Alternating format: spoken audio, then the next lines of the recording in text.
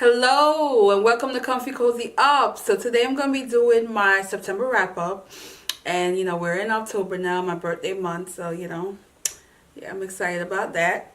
But I'm going to talk about the books I read. So I did really good. I read around 6 books. There are a lot of different genres that I read. And this is typical for this time of the year. So let's jump into it. The first book I read was The Mars Room by Rachel Kushner, and this is a book that made it to the long list and also made it to the short list. It's one of 3 books that I've read and the only one that actually made it to the short list.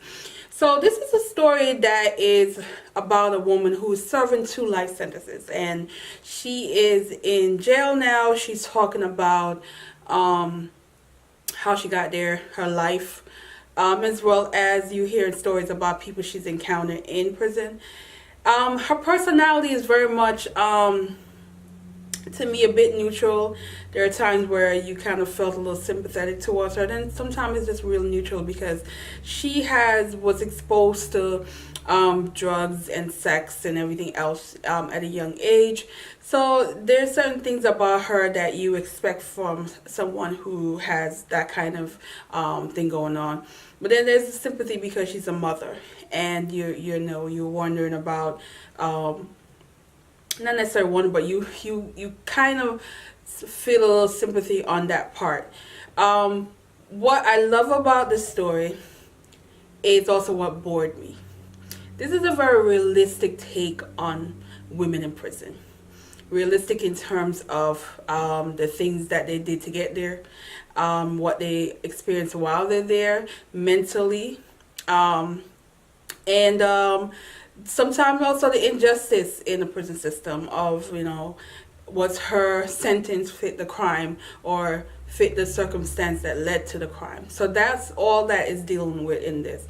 I love the ending. I love how that what happened. It was just it gave the book a little but at the same time it was just at times it was nothing new for me. I do like that they added some transgender issues in the book, but different side of it, which I thought was interesting. But for the most part, it was just in the middle. It was an okay read for me. It was nothing new, nothing I've never read or watched as far as documentaries that surround women in prison. I do think that she did her research and she found ways to make the book very realistic, and I can appreciate that. The next book is a crime thriller, and it's the 3rd book in the Morgan Dane series, which is called Bones Don't Lie. It's the best in the series so far. It's a 5-book series, and at first I said you didn't need to read them in a row. Yes, you do, because this one you really get to see how the character has evolved and how good they got at the job that they have now. And I loved it. I was so into it. I didn't see who the killer was. I literally was like, how did I miss it? I was trying to maneuver in my head of the pages I read, like, wait, what, And I loved it about a crime thriller that you cannot predict. Did not see that coming from a mile away. It's a very much made for TV kind of book, and I love it, and I'm definitely looking forward to reading the 4th book. I don't know if she could top this one, but I'm here for it. So the 3rd book I read was another book off the Man Booker, which is Snap by Belinda Beyer. But let me tell you, don't do it, guys. Don't do it. This is supposed to be a crime thriller, but it was just so weird. It was just so annoying at times. This is a story about a little boy and his 2 young sisters. And they were left in the car by their mother while their mother went to go get help, but she got killed. So now they are basically trying to take care of themselves because their father couldn't handle it and skipped town. So they're in the house. No one knows that they're basically taking themselves. The little boy, I think he was maybe 11. He's robbing people's house, stealing things to survive. They look like they're suffering from all kind of malnutrition. They need food.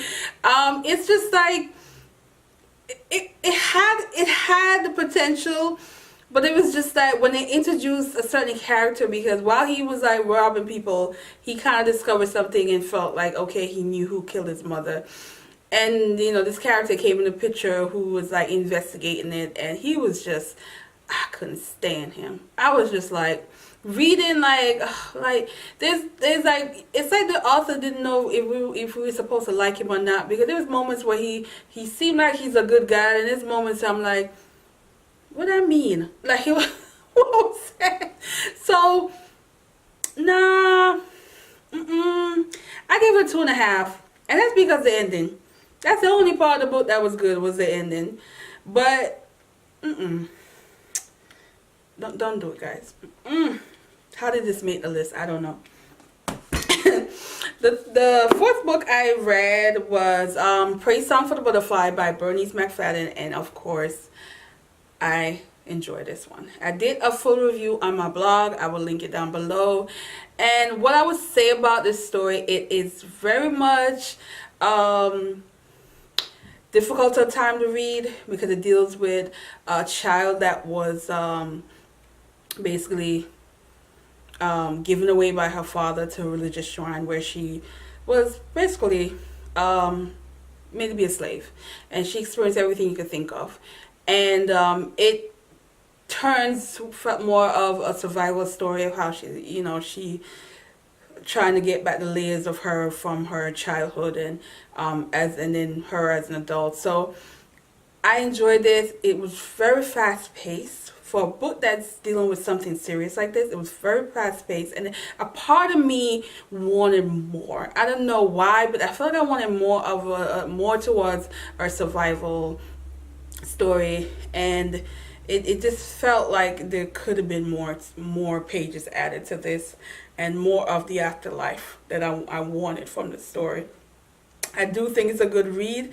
It's very, like I said, fast paced. You get to the end and you're thinking, there's not more. You know, that's how it's gonna feel to you. But yeah, it's a good one. The only book I read that was romance is Sweatpants Season. I did a video on that, so I will link that below as well.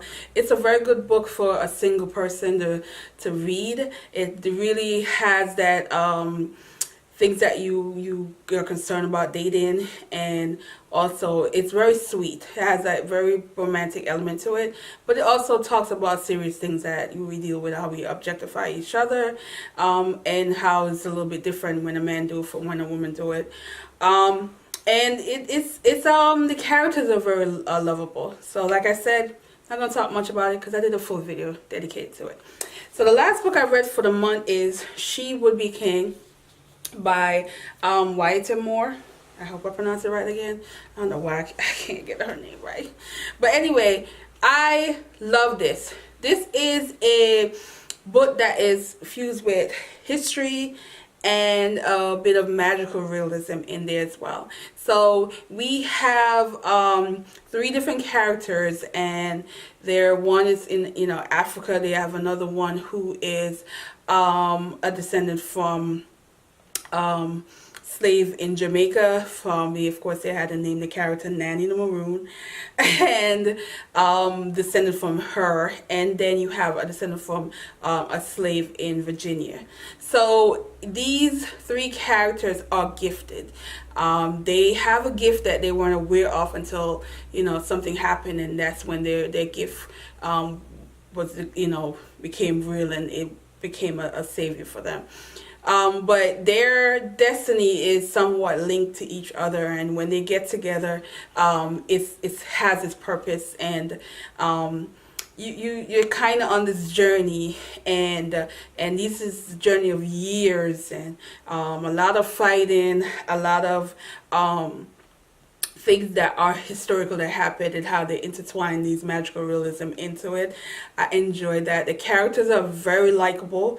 You have 1 female character and 2 male, and the female character is very much has an innocence, but also that survival instinct about her that you will love.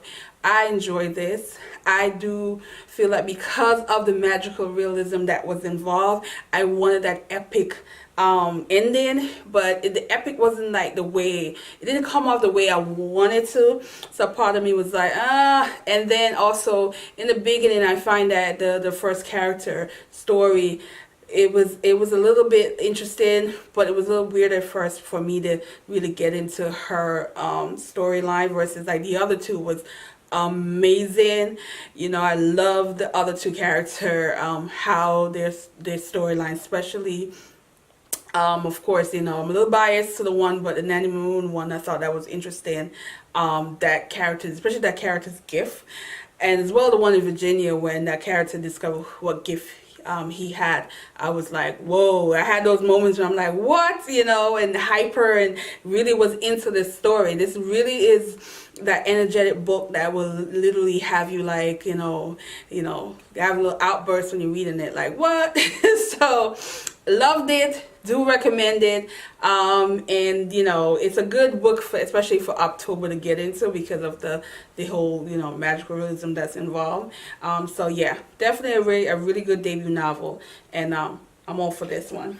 And that is it. I didn't read anything else.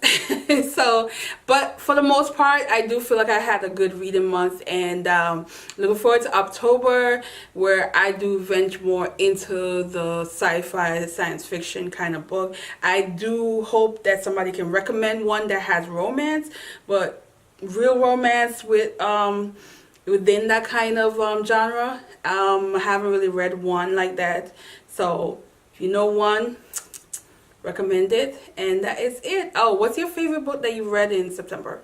Link it down there. I'm always looking for new stuff and what people are truly loving. So thanks for watching, guys, and have a good day. Bye.